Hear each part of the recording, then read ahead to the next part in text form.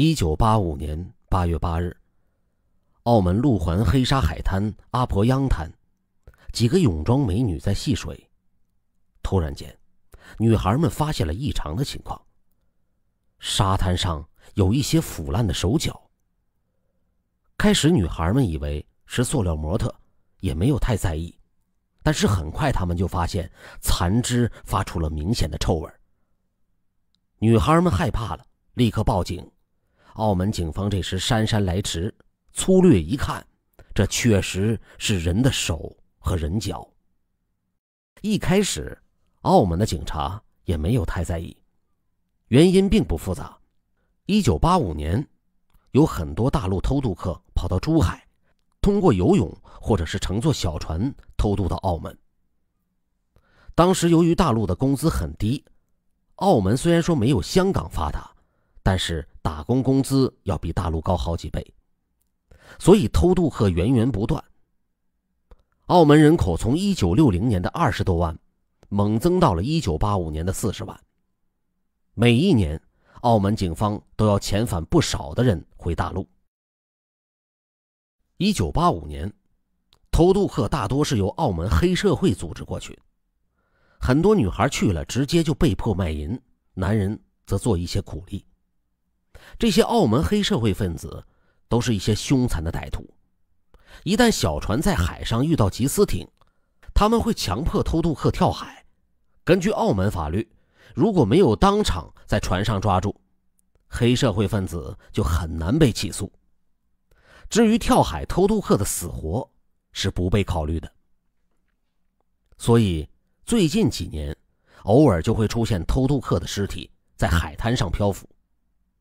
80年代大名鼎鼎的绝户网还没有出现，澳门附近海域仍有大量的海洋生物，包括鲨鱼等等。偷渡客被淹死以后，尸体就很有可能被鲨鱼给啃食，只留下残肢。澳门是葡萄牙的殖民地，而葡萄牙当地政府也很烂，澳门警方效率也不高。一开始抱着多一事不如少一事的态度，澳门警方就试图以偷渡客遇害了来结案，这样就会皆大欢喜。但是澳门的法医系统是独立的，不受警方左右。法医们毫不客气地撰写报告，指出这绝非偷渡客被鲨鱼啃食，原因也很简单。第一，受害者众多，目前发现11个残肢，其中有5只右脚脚掌，2只左脚脚掌以及4只手掌，那么遇害人数至少是5人以上。澳门距离珠海很近，远的不过2-3公里，近的只有不到1公里。只要略通水性的人就很容易游上岸，不可能被淹死，自然也不可能被鲨鱼吃掉。一次性死这么多的偷渡客还都被鲨鱼给啃食，这在澳门历史上还没有过，也不符合逻辑。第二，残肢明显不是被鲨鱼啃食。同著名的电影《大白鲨》一样，法医认为残肢断裂处非常平整，完全不是鲨鱼啃食痕迹。相反，这很像是被刀斧砍削所致，说白了，这不是鲨鱼干的，而是人。第三，手掌处都被处理过，似乎是毁灭指纹。手掌大多被重物压过，似乎是试图毁灭指纹。因为被毁尸，绝大部分指纹都不可能识别了。毁灭指纹本身就说明这不是意外，更像是刑事案件。由此，澳门司法警察署成立了专案组，同时调查澳门失踪人口。澳门并不是什么大地方，当年人口也不过40万，很多居民都是住了几十年的老街坊。奇怪的是，从1985年中旬开始到1986年，好几个月过去了，并没有澳门居民上报有失踪人口。于是澳门警方只得怀疑这还是大陆偷渡客。他们曾经要求广州国际刑警方面进行协助调查，并且提供了指纹信息。然而广东这边也没有发现符合的失踪人口，这个案件就悬而不决，长期挂起。澳门和香港的媒体曾经大肆报道过这个新闻，也解释为偷渡客遭遇鲨鱼。这两个地方的人其实都不太关心当时大陆人的死活，新闻很快也都被忘掉了。直到1986年4月，案件才有了根本性的变化。澳门和广东方面同时接到了广东南海县某居民的举报信，内容如下：余兄郑林去澳门多年，凭勤劳立业，但于去年8月初突然失踪。而他在澳门的八仙饭店以及物业，则由另一名姓黄的男子承受。而最近澳门路环阿婆洋海滩又发现人体残肢，恐凶一家遇害，望警方竭力帮助寻找余凶下落。澳门专案组大吃一惊，立即找到了写信人，也就是郑林的弟弟。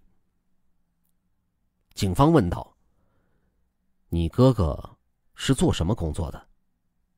郑林的弟弟回答：我哥哥60年代从广东南海去了澳门，一直做烧腊小贩，给别人打工。1973年，他和比他小10岁的澳门女人岑慧仪结婚，在黑沙环开了一个专门卖烧腊的八仙饭店，饭店生意还不错。你的哥哥家里还有什么人吗？就是他们一家，我们的父母都和我住在广东南海乡下，八仙饭店就是我哥、我嫂他们的5个孩子，我嫂子的妈妈，一共有8个人。你哥哥是什么时候失踪的？大概是去年8月。7月份，我哥带着2个孩子回广东乡下看老人，还同我商量点事情。他们回到澳门以后，我就再也联系不上了，到现在已经快1年了。你哥哥当时和你商量什么事情？不是什么光彩的事。我嫂子岑慧仪比我哥哥小10岁，是澳门本地人。她为什么愿意嫁给我哥哥这个大陆仔呢？就是因为这人不好，当地人不敢娶。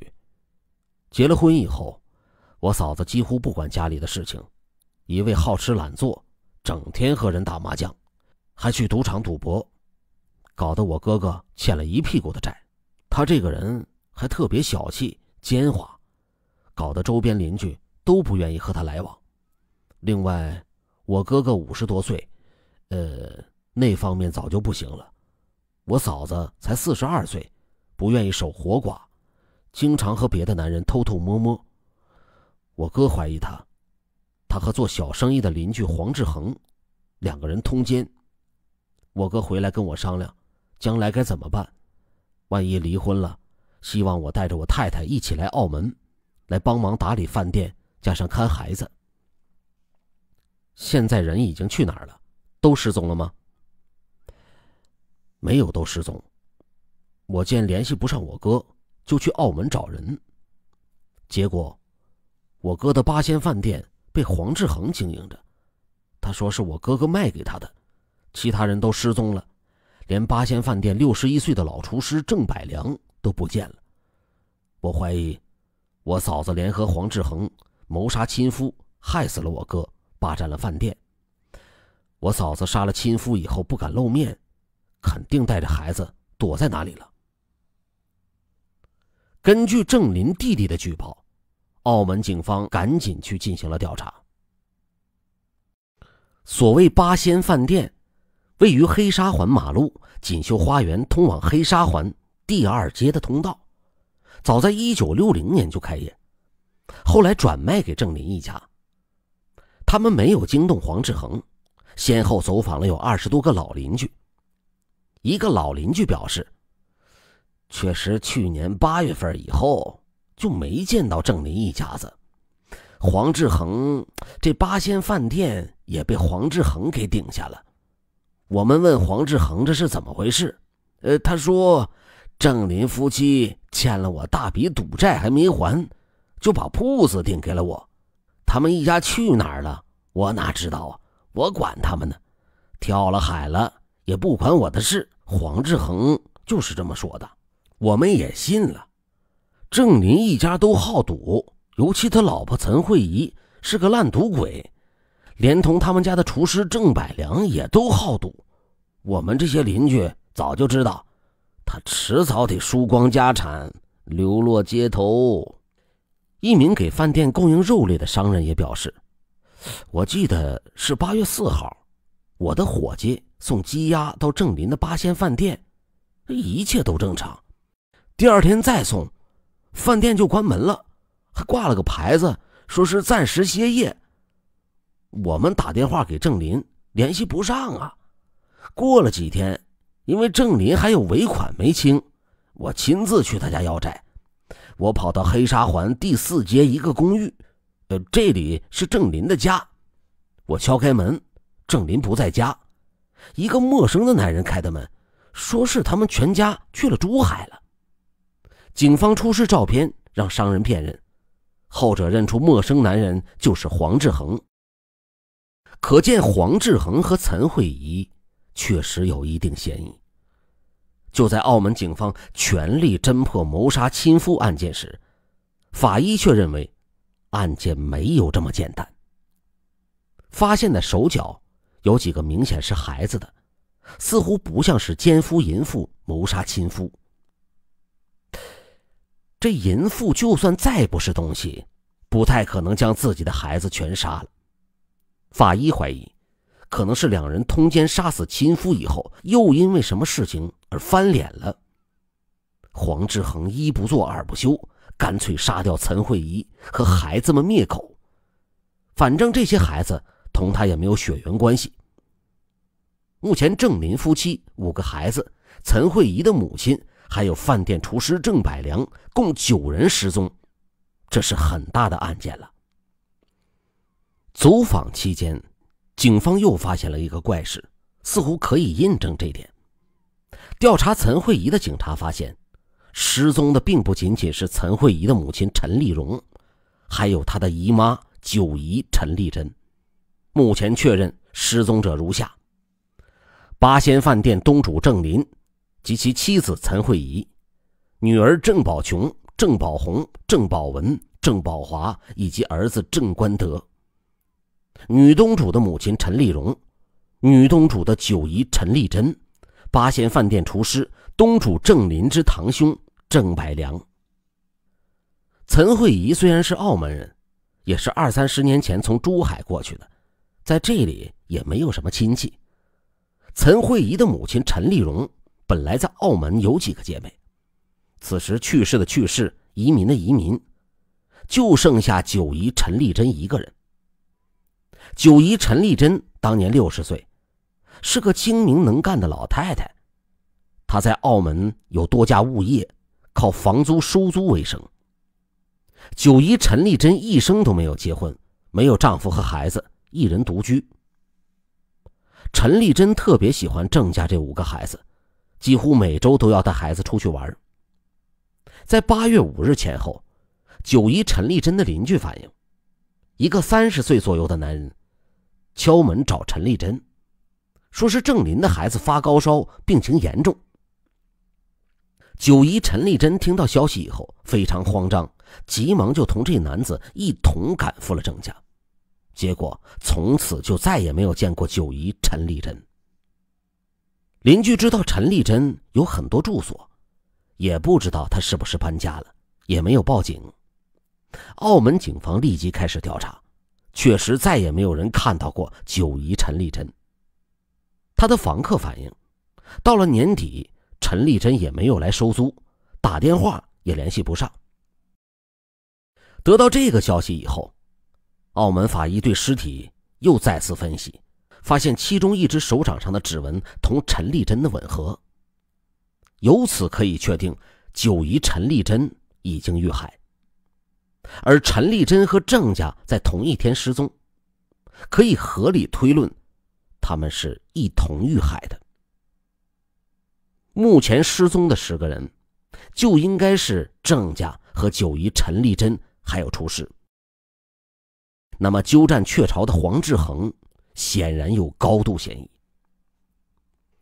警方对黄志恒背景进行调查，发现他是70年代才从大陆广东南海县来到澳门，80年代设法得到了居留权。当时他自称叫做黄志恒，在澳门的身份证上也是这个名字。对于黄志恒之前的一切，澳门政府一无所知。目前只知道黄志恒有50岁，有一个乡下的妻子和一个20多岁的儿子，一个年仅7岁的小女儿，以做小生意为生。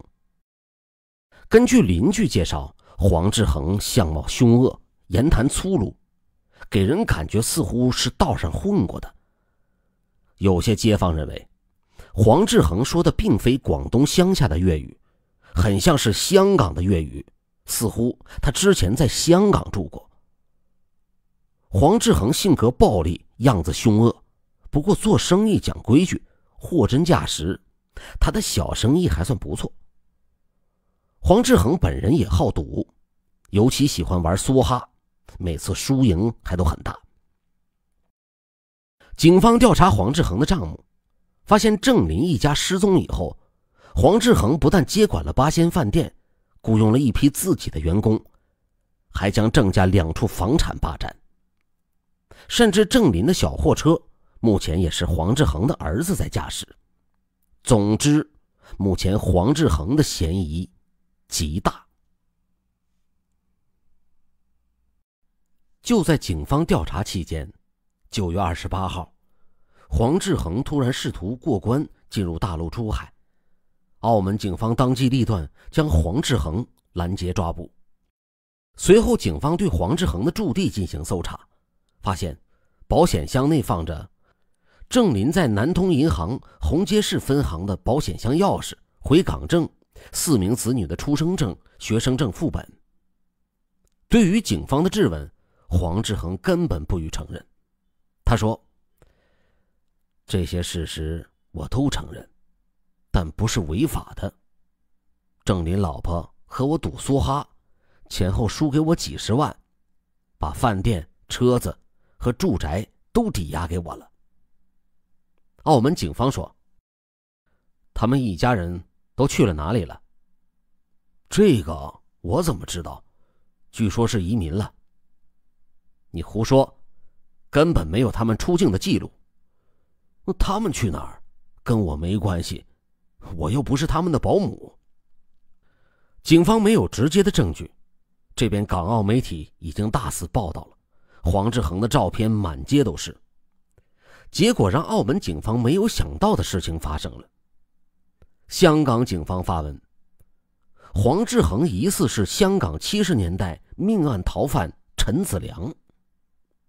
1973年，陈子良和商人李和发生了借贷纠纷，将李和用水溺死以后纵火，潜逃回了大陆。一同被砍死的还有李和的姐姐和妻子。陈子良纵火以后，2个女人挣脱绳索，侥幸逃脱，没有被烧死。目前两岸警方都在追捕陈子良，谁知道他竟然逃到了澳门。除了1973年的杀人大案以外，黄志恒在几年前还犯过别的案子，在香港监狱服刑5年之久，他也算是一个惯犯了。澳门警方紧急调查，发现黄志恒手上指纹都被用火烧过，根本无法辨认。他的相貌改变不大，可以确认黄志恒就是陈子良。通过警方的质询，黄志恒承认自己确实是陈子良，曾经在1973年的香港杀了李和，但他不承认在澳门杀过10个人。1986年10月2号，黄志恒被正式起诉，暂时被关押在澳门市劳监狱。奇怪的是，黄志恒拒绝认罪，自称冤枉，还多次试图自杀。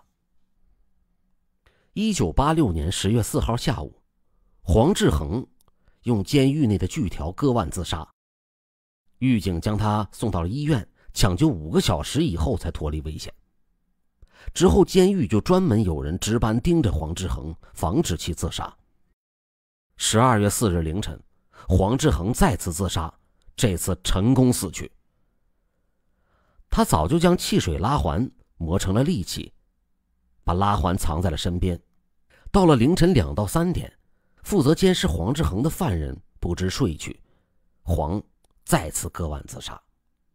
等到其他人发现黄志恒，已经是2个小时以后，人早就死了。死前黄志恒留下遗书，说自己无罪。他说确实是郑林家里输给他18万元，才将饭店和物业抵账给他。他既然承认了1973年在香港杀人，也就没有必要隐瞒澳门的凶案。在香港杀人和纵火本来就会被重判，坐1辈子牢，而澳门也没有死刑，最高刑期也就是25年。既然承认了香港的案件，黄志恒注定会老死在监狱里，为什么还要不承认澳门的案子呢？这不符合逻辑。黄志恒自称自己1973年一时冲动杀人以后，决定重新做人，再也不做违法的事情。之后黄志恒安分守己的在澳门做小生意，抚养了1对儿女。况且黄志恒时年已经50岁，再做几年就可以退休，也没有必要乱来。正常来说，一个人既然已经决定死了，也就是没有必要写一份假遗书。所以很多人认为黄志恒确实不是凶手。不过有些自称黄志恒狱友的人流传着黄志恒杀人的经过。据他们说，黄志恒私下承认杀死了郑林一家10口，原因是郑家试图赖掉赌债。说是早在1984年开始，好赌的黄志恒就经常和郑林家一家一起赌博，双方互有输赢。但有一天晚上，黄志恒手气特别好，用2000元赢了18万元。黄志恒说当时有很多人观看，包括厨师郑百良和九姨陈丽珍。当时郑家许诺1年内还清赌账，但是直到1985年8月4日，黄志恒1分钱也没有收到。黄志恒认为之前他和郑家太太陈慧仪关系比较好，后者可能猜到他是跑路的逃犯，知道他不敢报警，有恃无恐。当天晚上，黄志恒又去八仙饭店讨债，郑林一家自称没钱，于是双方发生了激烈的争执。黄志恒说：“你们家没钱，就把店给我，我已经雇了厨师和几个伙计，8月8日就可以开工。”但是这件事情被郑林断然拒绝。黄志恒很是恼怒，但毕竟自己是逃犯，不到万不得已，他不会乱来。黄志恒又说：“要不你先还给我2、3万，我再给你1年时间。”可是谁知道郑林竟然撒泼：“我就是没有钱，不还你能怎么的？无凭无据的。”黄志恒本来就是一个杀人逃犯，非常凶恶，此时郑家不还钱还撒泼，黄志恒自然是勃然大怒。万分恼怒之下，黄志恒随手拿起菜刀架在郑林7岁的小儿子郑关德的脖子上。郑关德是郑家唯一的儿子，全家视如珍宝。这一下郑家人和厨师郑百良都大惊，张皇失措：“哎呀，有话好说呀，不要乱来，要钱好商量，你先把孩子给放了。”黄志恒让他们自己用绳子捆好自己，不然一刀就把这小孩给宰了。郑关德这时吓得哇哇大哭，郑家人这时哪里还敢抵抗？他们分别自行捆绑起来，只剩下妻子陈慧仪以及郑关德。黄志恒找来毛巾，将被捆好的人一一堵上嘴，然后让陈慧仪也将孩子绑起来。不知道陈慧仪和黄志恒的关系究竟如何，但陈慧仪显然对黄志恒比较熟悉。陈慧仪发现情况不对，惊慌下突然抱起郑关德向店外跑去，而且还大声呼救。黄志恒此时也很惊慌，他目前持刀威逼本来就是罪犯，一旦警察来了就会被抓捕，黄自己又是杀人逃犯，被捕就等于完蛋了。在这种情况下，黄志恒把心一横，一不做二不休，干脆杀人灭口。于是黄志恒追上去，一刀砍倒陈慧仪。这一刀直接砍到了陈慧仪的脖子，当场将陈慧仪活活砍死。余下的8人这时都吓呆了，但是都已经被捆绑或者是堵嘴，无法喊叫也无法抵抗。接着黄志恒血红着眼睛，刀砍手掐，将8人全部杀死。这不是黄志恒第一次杀人，驾轻就熟。最后被杀的是小孩郑关德，他被黄志恒活活掐死。死前郑关德哭着说，九姨婆每周都来看我，她不会放过你，会报警抓你。黄志恒觉得小孩说的没错，陈丽珍是郑家在澳门唯一的亲戚，陈丽珍发现郑家人失踪，一定会报警，那黄志恒就完了。于是黄志恒跑到陈丽珍的家里，谎称孩子生病，将他骗到了八仙饭店以后，活活砍死。由此黄志恒一共杀了10个人。事后黄志恒花费8个小时将尸体切碎，部分扔到垃圾桶里，有一部分则扔到大海里。没有想到一些残肢被海浪就冲到了沙滩上，由此穿帮。案件就是这样，至少当时媒体报道是这样的。显然此案有3个重大疑点。第一，已经50岁的黄志恒如何能够连杀10人？虽然老的老，小的小，但毕竟是10个人，其中还有2个男人。这10个人竟然被黄志恒在一夜之间杀光，又碎尸光。在澳门和香港历史上，还从来没有歹徒能够一夜之间杀这么多人，碎这么多尸。即便是丧心病狂的职业杀手，单人也没有这种本事。黄志恒自己已经50岁，患有严重的哮喘病，经常突然发作。被警方带走的当晚，黄志恒就突发哮喘，差点送命。黄志恒自杀以后，警方收拾他的遗物，只有哮喘药。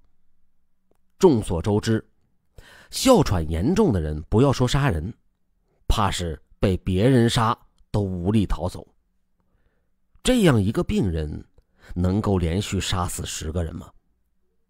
很多人认为不太可能，就算让他杀10只鸡，恐怕也是不行的。再说碎尸，正常来说，切割一具尸体至少需要2到3小时，那么10具尸体需要多久呢？怎么可能区区8小时就处理完了呢？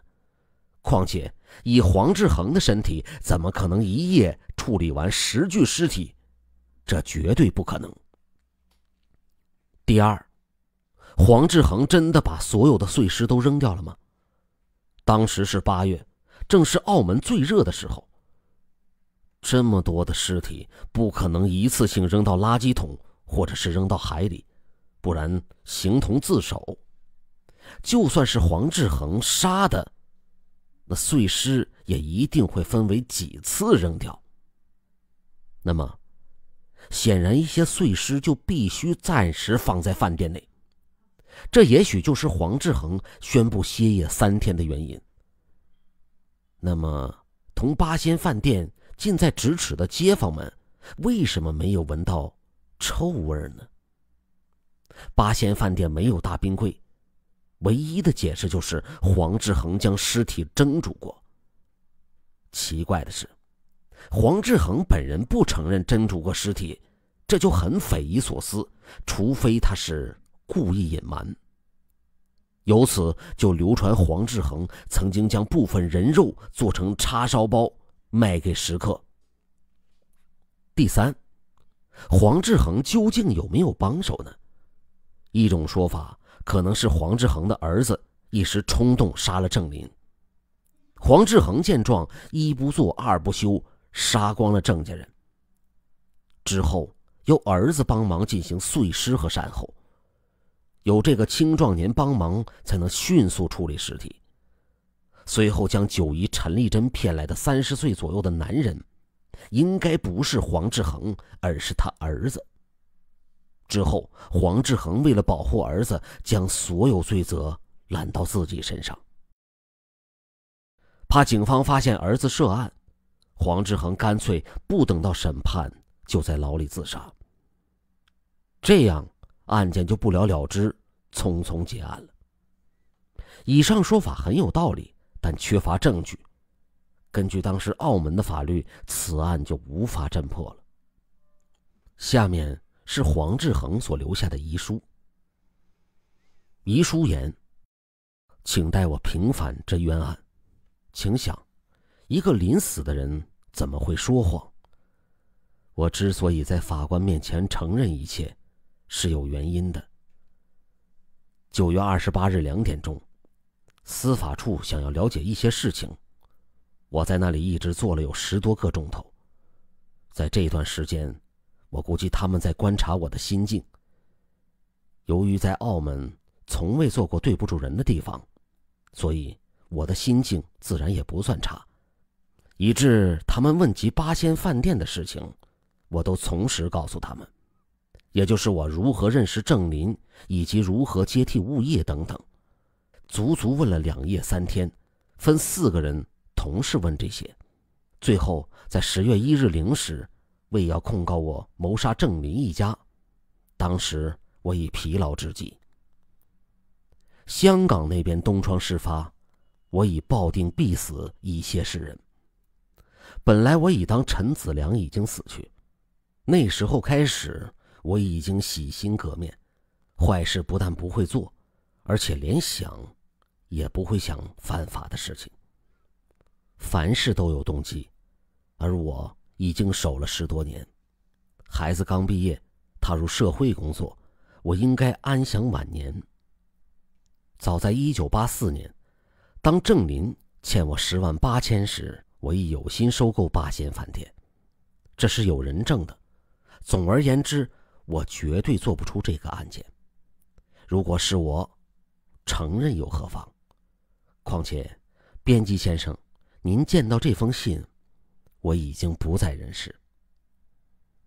现在凄凉的是我的太太和我只有7岁的孩子，舆论对他们很不公平。难道我已经改过自新，重新做人，想过着幸福的晚年，就给我10多年前的事情而粉碎？我的太太最无辜，我以前是坏人，我应该承担一切后果。但我太太是乡下婆，什么也不识，绝对是好人。难道社会竟然会对她不伸出同情的手加以援助她吗？我郑重声明，我之自我解脱并非畏罪，而是多方面的。我患有哮喘速激，数次就不想再挨下去，今次终要实现。人之将死，其言也善。